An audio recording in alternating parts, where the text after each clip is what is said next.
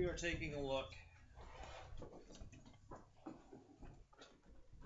at Psalms 38 through 40, but obviously our focus today is on Psalm 40.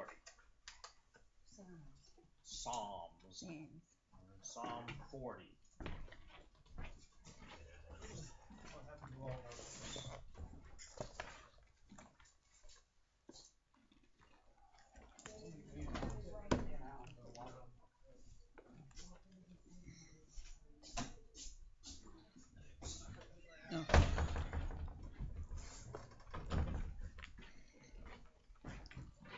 Thank you.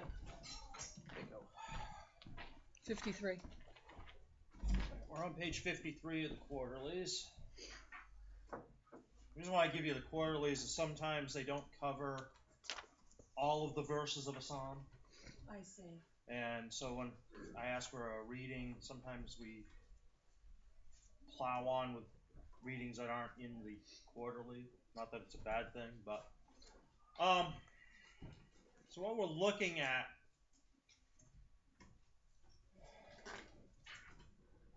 ultimately, what's this one psalm about?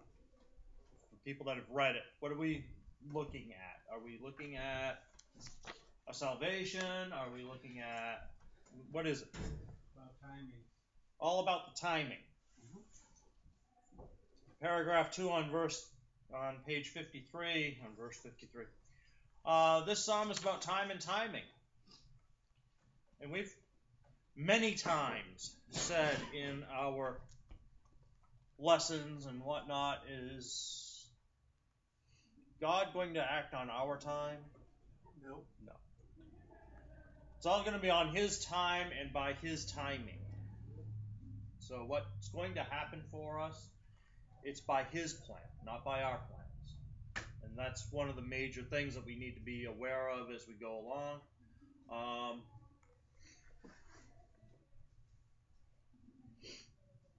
When does time seem to go by so quickly for us? When everything's going good. Things start going a little bad, you get a little pain, a few anxious moments, and an hour can seem like days, can't it? Well, that all doesn't mean a thing to God, obviously. Because for Him, everything is in the blink of an eye. He's in the past, He's in the present, He's already in the future. He already knows, and so time means nothing to Him. Time is just something that we put as humans upon this passage. Throw the watch away, our life just clicks along anyways. Psalm 40, verses 1 through 4. Someone would read 1 through 4 for us, please.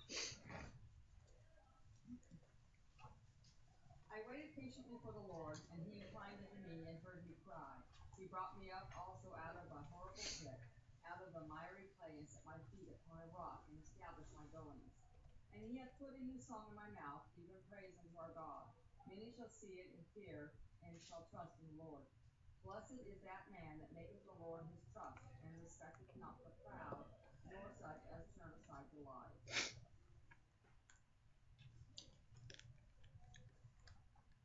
What's David saying in this song, this part? What's his point that he's making?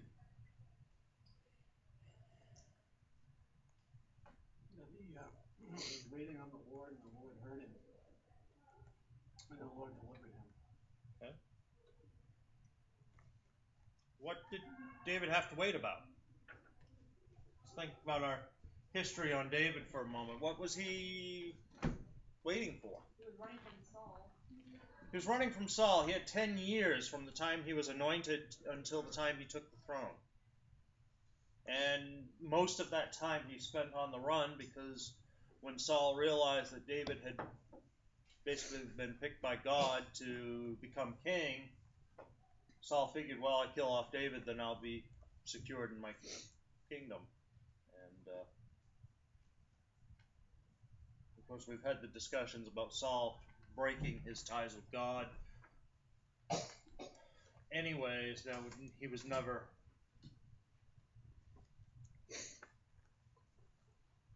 forgotten by God, was he? Saul. But Saul certainly cast his lot when he went to the Witch of Endor, so.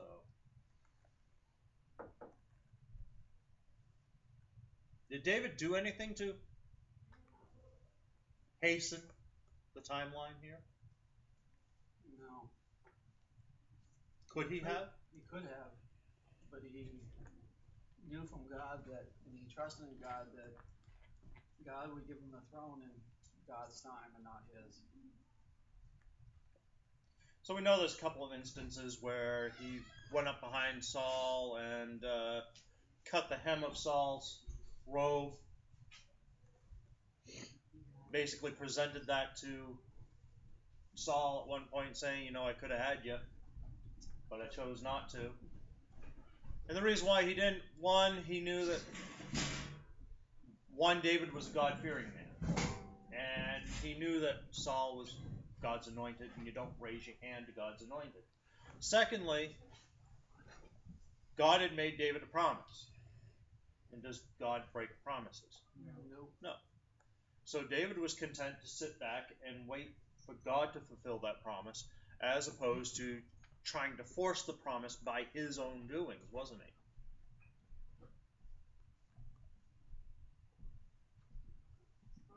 Yes. One statement he makes in the quarterly, which I really like, is that prayers will be answered on, not on our schedule, but God's. And some of the answers may not be until we get to heaven. Yeah, I'm So we just got to reading. realize Yeah. that, you know, we may not get them. We may have to wait to heaven to get those answers, but they will be answered. That's actually part of the one that I had highlighted out, and that's great that someone else noted that as well, because, as I said, his timing is not ours.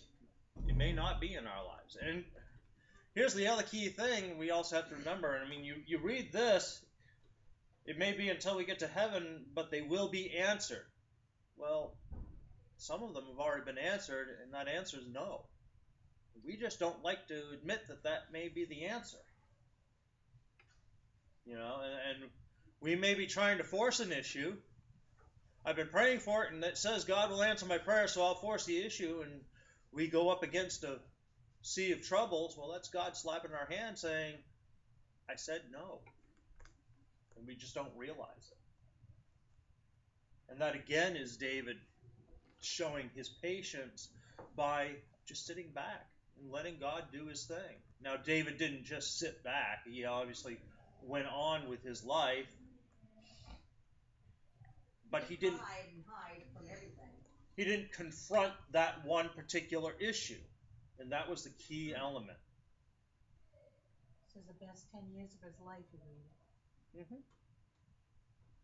Because really, once he became king, his life really went downhill.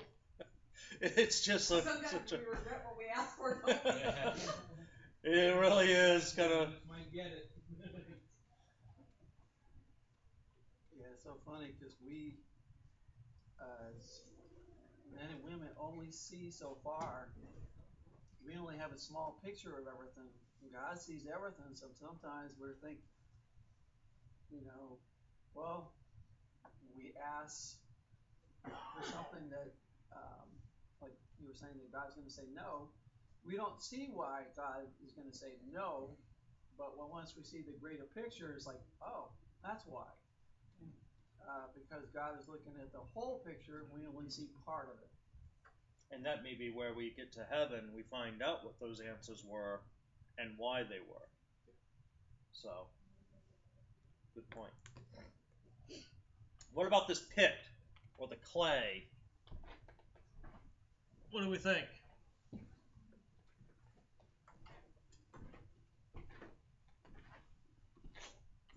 What's this pit that David was talking about? The way he felt emotionally, just kind of.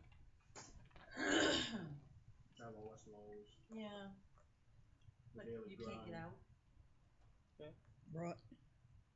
We all have those low moments in our lives, don't we? It's something we can't get out of ourselves without help of God. I was going to say, and what did he do in order to get out of it? He prayed, and the Lord lifted him up. One of the things I was reading, it said, no matter how low you are God's arms going to be too short to reach down to get you? God can reach you no matter where you are and help lift you up. And not just lift you up, but what did God do? Where did God put David? On a solid rock. Solid faith, a solid foundation. When we refer to the rock, what do we refer? Jesus. We're referring to Jesus. We have the song, Rock of Ages. That's what we're talking about. It's that solid foundation that we get. And did David have that solid foundation? Was he a solid man in God? Yep. Yeah. He made mistakes, yes. He was human. But early on in his life, he was about as solid as you could get for the Lord. New song in my mouth, even praise unto the God. Many shall see it and fear, and shall trust in the Lord. What's he talking about?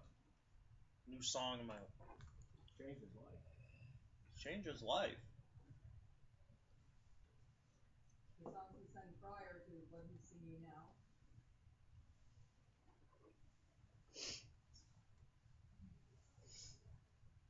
Sometimes, as a singer, I'll say this myself, I could sing the same song. It's kind of like reading the Bible. You read the same verse 3 times and it has different meaning 3 different times. You sing the same song three different times. The first time you're singing it for technical quality. The second time you're focusing in on the delivery and the presentation, and then around the third time you begin to start getting the message of what the song is. And in a way, I kind of think that's where he is with this too, with the new song, is if the Lord's given him a new song. Well, a psalm is a song. Well, what is this song that he's talking about? Song of praise. Song of praise, but what can it be? Testimony. It means testimony. He's singing about how the Lord has helped him. That's what that new song is. Hey, look at the new ways that the Lord has helped me. Look what I've got to be able to tell people about.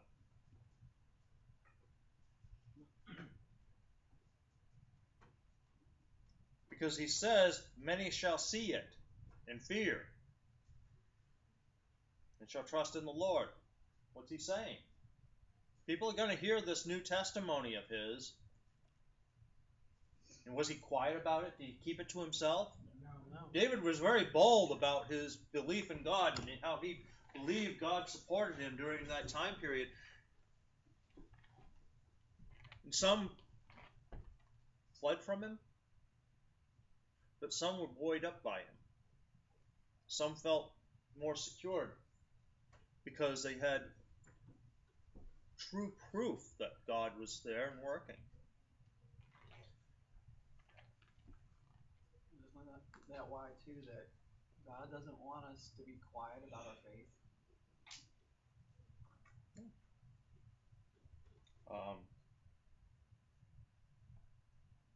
Well, in Matthew, what does Jesus say on, let's see, Matthew 10:32.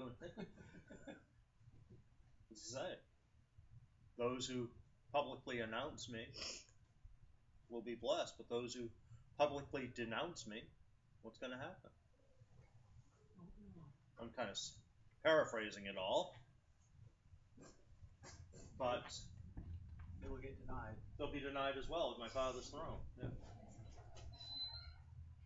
So those are the things that we're looking at there, and I mean, this is David confessing the Lord.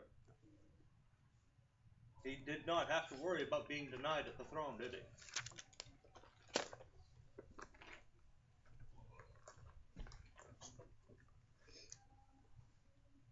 there any prophecy in this psalm? Is there any foretelling of Jesus happening here? Yes. Absolutely. The reference to the rock, I think, is a strong foreshadowing of the strength of Jesus coming through.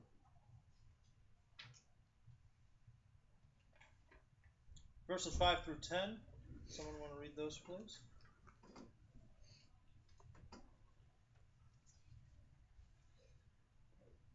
Many, O Lord my God, are thy wonderful works that thou hast done. Thy thoughts, which are to us words, cannot be reckoned up in order unto thee. If I would declare and speak of them, they are more than can be numbered. Sacrifice and offering thou didst not desire. My ears hast thou opened. Burnt offering and sin offering hast thou not required. Then said I, Lo, I come in the volume of the book, it is written of me. I delight to do thy will, O my God. Yea, thy law is within my heart. I have preached righteousness in a great congregation. No, I have not refrained my lips, O Lord, thou knowest. I have not hid thy righteousness within my heart. I have declared thy faithfulness and thy salvation. I have not concealed thy loving kindness and thy truth in a great congregation. Withhold not thou my tender mercies from me, O Lord. Let thy loving kindness and thy truth continually preserve me.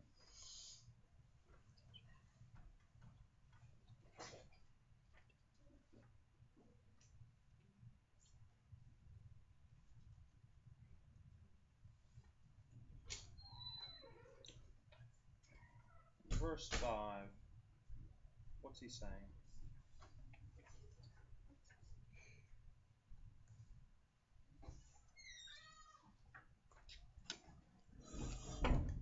What's he coming across with in verse 5? Just talking about the blessings that God does and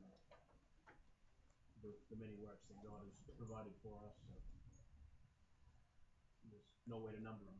No way to number. Absolutely. Paul, you posted something on Facebook. Would you please share what you, maybe not word for word, but just basically what your thought was on? The thought that I posted on Facebook was, as David went through trials, his strength was not in himself. His strength was in the Lord. And the point was that we need to do the same thing. We need to call out unto the Lord and ask for his help when we're going through trials. So he's the one that gives us strength. We're not going to do well in our own strength. That's basically what I had shared. We were talking earlier and we were discussing the counting of the blessings. We could sit there and we could start numbering off the bad stuff in our life real easily. And as I was talking to Paul, I said, but if we focus on the blessings and we start counting all of those little blessings that go along the way, we're never going to come to an end on our counting. And about midway through the counting to infinity, we're going to forget about all the little things that are on the other side of the tally sheet. Those bad things are going to seem a lot smaller as we're counting the good things. And that's what we need to be doing. If I would declare and speak of them, they are more than can be numbered. He's talking about his blessings. And if he tried to, do you think he's going to care about those things that are against him now? No. Doesn't mean the bad things are just going to go away. It just means look at them in a different perspective. We need to take a different view on things, have a different attitude about things as we go into them.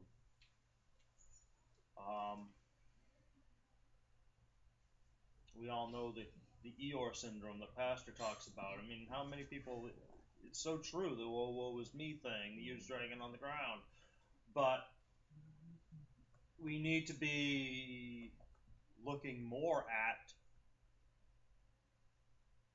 even in the worst situation, there's something good there that to be clung to. I think of Jesse and Ryan in jail. They're just about as low as they can get, but they're finding something to cling to. And of course, what better to cling to than the Lord? If that hadn't happened, would they have ever come to the kingdom? With Jessie, I don't. If she hadn't gotten caught when she did, it may not. Something serious may have happened, and she may not have been here at all. I think we don't know. It's possible. I think that it was God's way of getting to her and telling her, "Hey, listen, you need to knock this crap off and get your life right." And we see that happening a lot. I mean, Dave Shockey's whole ministry is built upon that premise of you've just hit about as low as you can get. Now let's give you something to hang on to. Let's give you that one little bit. You want to talk about time and timing? I've never had to, and I hope I never have to, spend time in the Crossbar Hotel. But do you think those guys are very aware of time?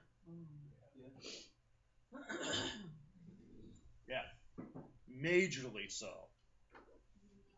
And in turn, now that they're trusting in the Lord, they could be witnessing, not even knowing that they are, to other people there as well. Because what's it done? It's put a new song in their life. You see how this all works out? And I mean, I'm not even talking salvation for these people, because some of these people that go to jail are saved. They just, as it says, they strayed so far away that they were forgotten that they were even once saved. Maybe they reclaim that salvation. Not that they lost it, but they just reattach themselves to their faith. And it gives them that new song that they can now share and to be that witness. Prison is one of those things that strips everything away from you. That's one thing they can't take away from you, faith. Exactly. That's the one thing they have left. The whole intent of prison is to break a man down and then to hopefully rebuild them before they let him go.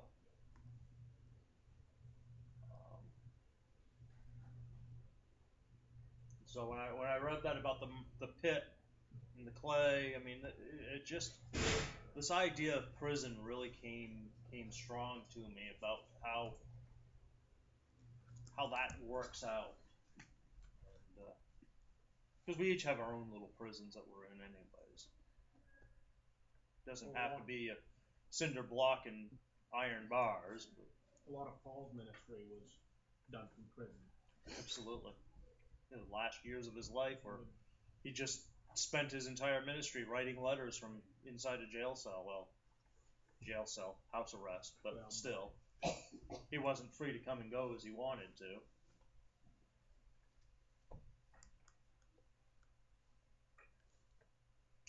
What was David saying about sacrifice?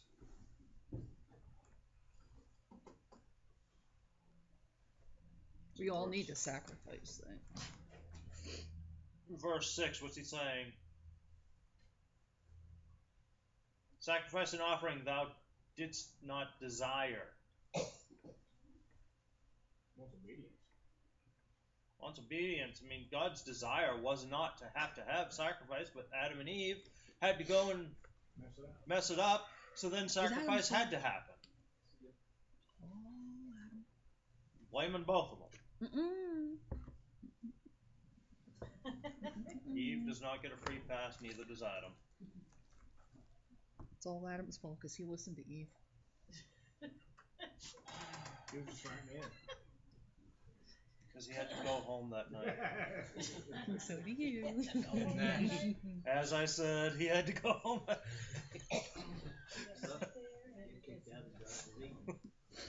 Huh? Absolutely. That's why we were blessed with the 40 acres to go plow. 40 acres and a mule. Mine ears hast thou opened, burnt offering and sin offering hast thou not required. That wasn't the original intent. No. And now today, praise the Lord for this, but do we have to do burnt offerings and sin offerings today? You burn offerings every time you barbecue. Yeah, when pastor gets the brisket in the smoker, There you go. there's a burnt offering going, but My wife cooks supper, I get a burnt offering. They lead. okay, so we won't put that one online until after you're back on the road. Yeah. I'll wait a day or so to post that one for you. Me too. Okay. Yeah, she forget all about it. Women don't forget. Especially when it's on the web, you can just replay it over and over and over We again. just talked about that, the negative Edit stuff. that one out. We forget. Good stuff, you remember. Post. Yeah, you're right. Private message.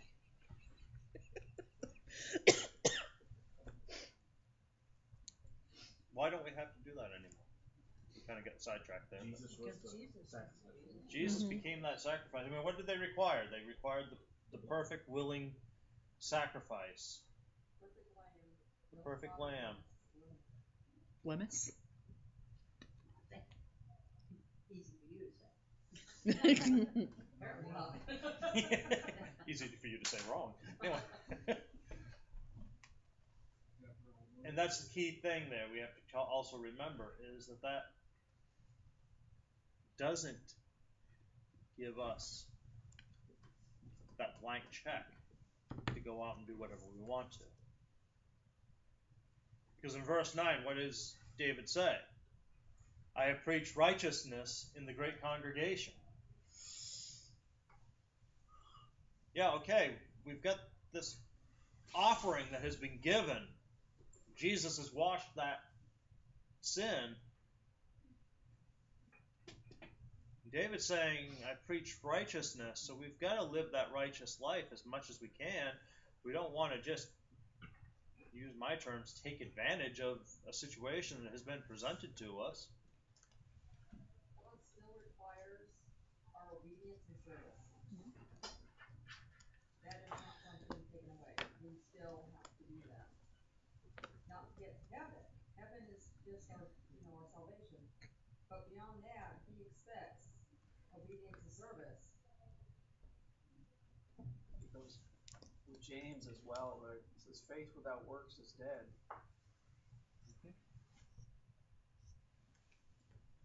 Faith without works is dead, and in what Margie was saying in terms of, it's also in what, Ephesians?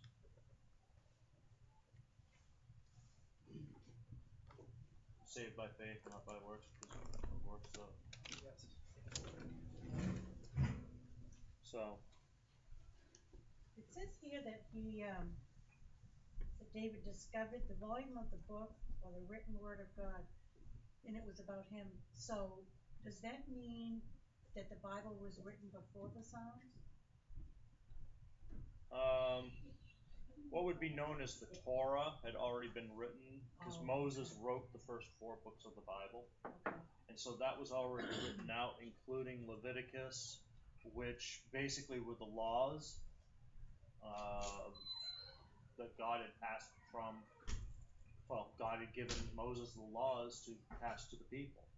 Okay. And I think that that's a lot of what's being talked about here. And then before David, there was also the story of Job. There was there are going to be all these other things that have taken place that David would have been looking at. Obviously, not all the books of the Bibles had come about yet, because Proverbs comes from Solomon, Mm-hmm. and Solomon is going to be David's son. So, but I think what he's referring to here, I think he's referring to the books of Moses, Okay. the 4 books that Moses has written. Wow, that must have been something to read it and read about yourself. Good chance. Well, really, when we read through it, we can read about ourselves in the Bible too, because we should be placing ourselves into these spots anyways. There's no reason why. I brought a sermon when Pastor was down in Georgia. We should be John the Baptist, going out and proclaiming bringing the high places low and the low places high, and making a straight path through. We should be Matthew, Mark, Luke, or John going out. We may not have their abilities that they were given on the Pentecost, but we need to be those disciples. We can't be apostles because that's just not going to happen, but we can be those disciples that go out. We can be the witness. And so throughout the entire Bible, we can see ourselves put in there. It may not call us out by name, but I think if we're deep into the reading, we can see ourselves in that. And I think it will call to us by name. Well, it's our manual for living, so if it's our manual, then it applies to us. We put our name there.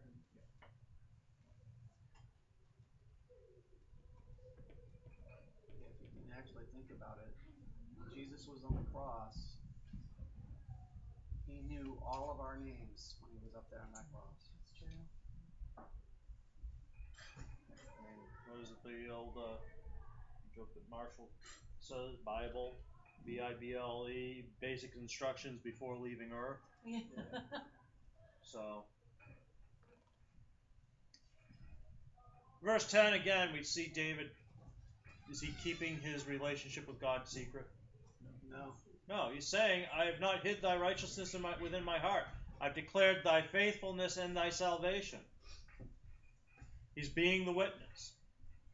I have not concealed thy loving kindness and thy truth from the great congregation. He tells everyone, bold and clear, what's going on.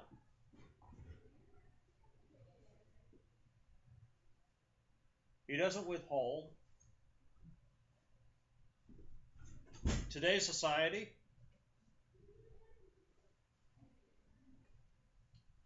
are we accepted in today's society for expounding on the fact that we're Christians and trying to tell people our witness and our testimony? Or what happens? We might just get, in this country, a little bit ridiculed for a little while. But I think most people listen and accept it. In our country, we've got people backing over the plaque with the Ten Commandments outside a courthouse. On the negative side. We're supposed to not be negative and think positive. But there is negative in this world. Yeah. Yes, we're supposed to count our blessings, but we also have to be aware of what goes up against us. And he said we would be persecuted for it. Yeah. If you follow me, you are going to be persecuted, and we need to be aware of that. On a side note, it's a little funny that in Houston, where they were asking for, the mayor was asking for all these things, so all these pastors got together. Okay, so all across the country and the world, they're all sending Bibles, so they're all being delivered to the mayor. To the mayor, that really? Yeah. Oh yeah, sermons from all over are coming in. Bibles are coming in. They're saying, "You want to know what our sermons are? Here it is. Here's the Bible. I love that's why I reposted on Facebook. I love the idea that they're doing it from all over, not just Texas. Yeah, not just Texas. It's great. Even Austria, other countries are sending them in for. It shows that support and that belief. Now they should ask her to give all their behind the door discussions of their office. Because everything in the government should be open to the people. So, verses 11 through 17. I don't know how much time we've got left. I see the counter. Okay. I was going to say I see the counter is at 34 on the clock here, so I just hear a lot of banging happening next door already. Not thou thy tender mercies from me, O Lord. Let thy loving kindness and thy truth continually preserve me. For innumerable evils have compassed me about. My iniquities have taken up hold upon me, so that I am not able to look up. They are more than the hairs of mine head. Therefore my heart faileth. Be pleased, O Lord, to deliver me. O Lord, make haste to help me. Let them be ashamed and confounded together that seek after my soul to destroy it. Let them be driven backward and put to shame that wish me evil. Let them be desolate for the reward of their shame that say unto me, Aha, aha. Let all those that seek thee rejoice and be glad in thee. Let such as love, thy salvation say continually, the Lord be magnified. But I am poor and needy, yet the Lord thinketh upon me. Thou art my help and my deliverer. Make no tarrying, O my God. And right on first paragraph of verse 58, right after the verses, I saw this one statement, and it was the first thing I highlighted on this page. Deliverance from evil is not a once-in-a-lifetime experience. Deliverance from hell is a once-in-a-lifetime experience. But deliverance from evil is an everyday thing. We're faced with it every day. And this is why I say don't get bogged down in the little stuff. Pray, pray, pray, and then go on with your life. Don't ignore the bad. Like I said, you do have to kind of pay attention to it, deal with it, get it taken care of. But don't dwell on it. That's the big thing. Did David dwell on all that? I mean, how many problems did he say that he had? More than the hairs of his head. Innumerable evils. Did David say he was a perfect man? What did he say? Verse 12, mine iniquities have taken a hold upon me. So he knew he wasn't a perfect man.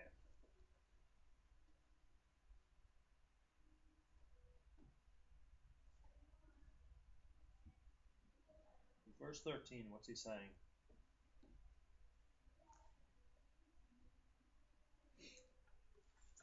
He's saying if it's your will, deliver me. You know he will, but he's leaving it up to God to do it. He's leaving it up to God to do it. But is he leaving it, is he really saying to God, do it in your time? Because what's he saying? Just hurry up. He's saying, make haste. He's saying that this is something this is pressing, and it needs to be a little more on my time than on your time in this one instance. I need your help. Yeah. I'm in a situation, I need your help now. Not 10 years from now. But this is a situation that's presented that I need your help right now. When the troops were marching toward him, he kind of needed that help right then and there. And God already knew that, but He expects us to ask. Well, that He is wants to know that we know we need it. another thought that was in the quarterly that I thought was a strong point. You reach the top of the mountain. You're at your high point. Yeah, I like that. Do you just stay there? No. Because what are we supposed to do? We're supposed to keep going forward, aren't we? To get to that next mountaintop, what do we have to do? It says we're surrounded by valleys. You have to go through a valley to get to the next mountaintop. Life is gonna be highs and lows. We can't have an entire life of highs because then what's it become? It's just a flat. Something you expect all the time. Exactly. You won't appreciate the highs if you don't have those lows every now and then. So you've got to go through the bad in order to appreciate the good. And it should make you appreciate the good that much more. And the key thing, when you're in one of the lows,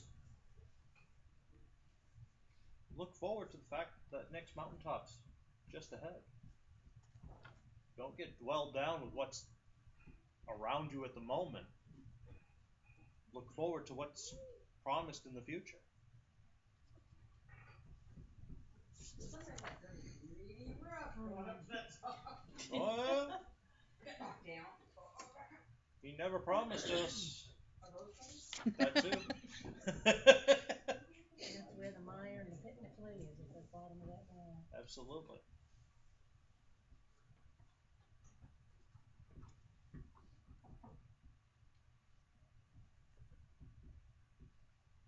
After he did promise of the world of God in just he also told us there'll be thorns. Verse 14, what's David say he wants to have happen to those who are against him? Does he wish them dead? No. No. Shame. Shame. Put them to shame. Let them be ashamed and confounded together. Let them be driven backward and put to shame. In other words, teach them a little humbleness. I think about his son. When his son tried to come up against him. He didn't want his son dead, did he? He wanted his son to kind of go through a little rough patch and to be taught a little humility, and then his son got hung up by his hair, and well, Well, that was a rough patch. that was a rough patch, all right. Didn't make it through. I'm not sure that he learned anything from it. Learn not to get stuck by a spear while you're hanging by your hair. That's a lesson you only learn once, but How long to He learned that he should have had a haircut. Maybe you're supposed to highlight there after all.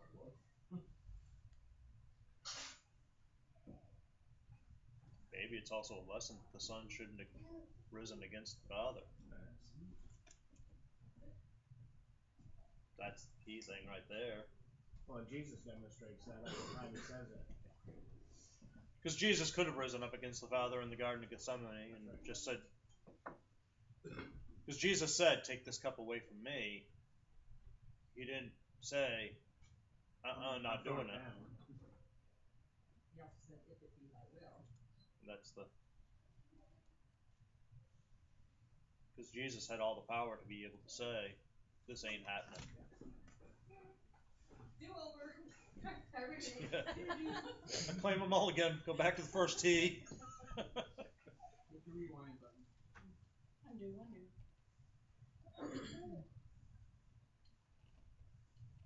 Verse 17. Doesn't this sum up all of us? I'm poor and needy, yet the Lord thinketh upon me. How encouraging is that, to know that the Lord's thinking of us? As wretched as I am, the Lord's thinking about me. Should make you want to be a little better. Because of His purity, in His purity, He's thinking about us. We should want to prove to Him that we deserve it. Thou art my help and my deliverer. How many of us have tried to do it on our own? I think everyone. We've tried to be the bull-headed, plow on ahead on our own. We need to realize It's caused me more trouble than it to truly be successful, we've got to put that reliance where it needs to be. And once again, you see him kind of say, Lord, not so much on your time, but step it up a little. Yeah. Make no tarrying, oh my God. Be my deliverer. You know what? There's no shame in asking God, okay, if it's your will, in your time. But you know what, Lord? I really hope your time is a little faster than my time.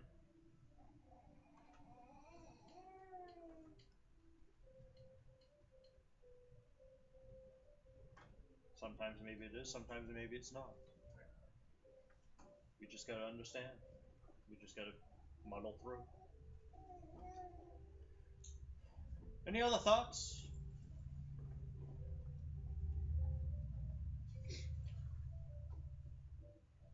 Next week will be Psalm 42.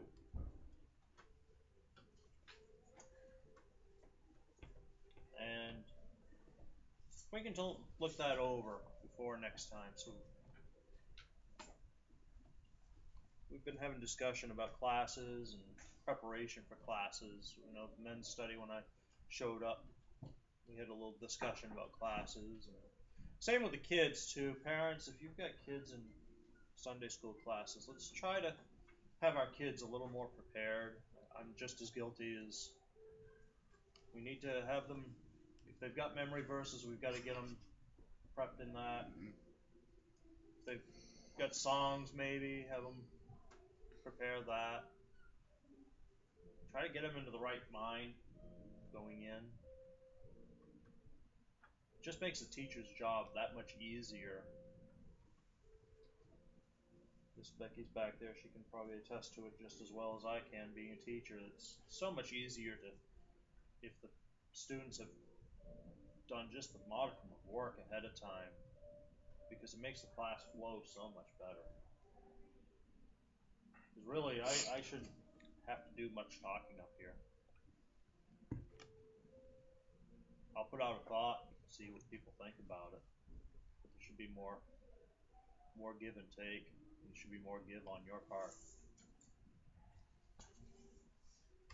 Because we're all in the same lifeboat here together. We all kind of need to grab an oar. He's got. Some people are sitting facing the other direction paddling, and it just doesn't seem to be working. Small hole in the bottom. Yeah. Some of us have a big hole in the top.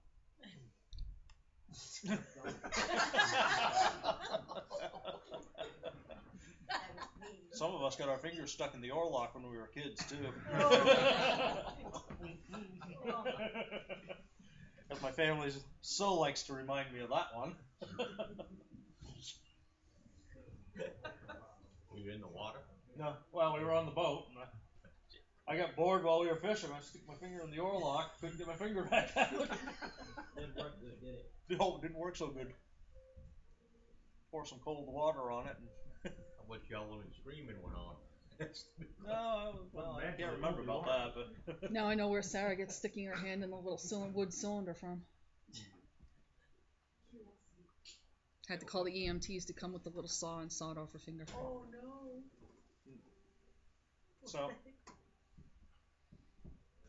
let's just try to Pastor put out on the Facebook on Facebook the Facebook.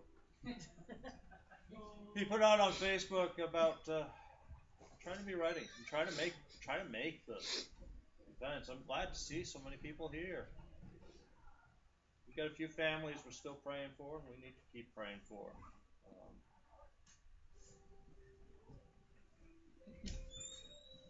Sam, great seeing you. Glad it worked out we could be here today.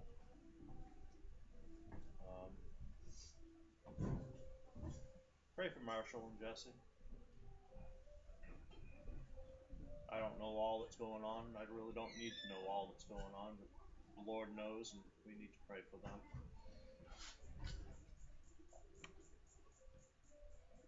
Pray for Wendell and Shannon. A few others that aren't here. Just want to make sure that we're lifting each other up, trying to support each other. And even those that are here could still use a little bit of lifting up, can't we? Amen. Yep. Be it physical or legal or whatever, there's a batch of stuff going on that we could use some shoring up on. Fortunately, the mustachioed stranger disappeared. It's gone.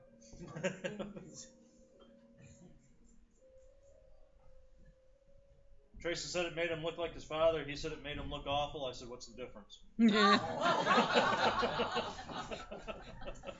Oh no. Trouble was his mother agreed. What, that you look awful? Yep. She married you. Yep. Wasn't that sad? I think it Well, rotated. that's The band had a drunkenness. Nice on you. So let's be. I shaved it for a Halloween costume, and I think I pulled the Halloween costume off. But the moment I had got the mustache, I was over it. I didn't want it anymore. So when I got home last night, it came off awful fast. Yeah.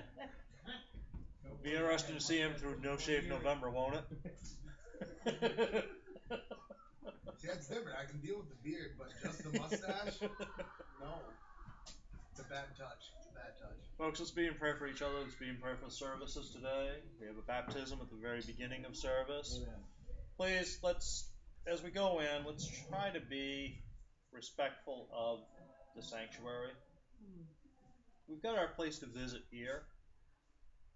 That's a place of solemnness over there. We're getting ready for a baptism. It's one of the two major things in someone's life. We want to treat that like the solemn moment that it is. It's been asked that we also kind of keep a little more decorum when specials are done. A little bit of hooping and hollering at the last one when someone finished up. And I mean, it's understandable. When people do a great job, we want to acknowledge that great job. But that's what simple applause is for. We don't need to be whooping up on it. And that's more from our youth. I mean, I didn't see Miss Becky standing there going woo woo woo or anything like that.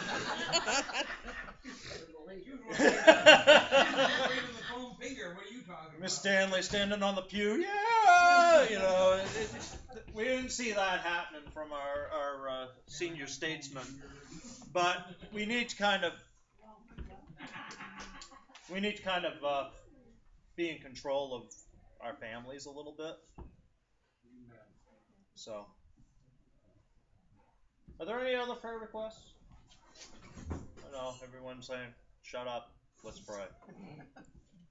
Sean, would you mind closing us out? Dear Lord, thank you for this day and this opportunity to meet here and learn a little bit more about your word. And I just thank you, Lord, for the many blessings that you give to us all and everything that you do for us. I just ask that you be with the prayer requests and your will be done with each and every one. Just be with our services and be with Mike as he's baptized this morning. And be with his family as well. Just be with this afternoon service and the rest of the week, Lord. And all this we pray in Jesus' name. Amen.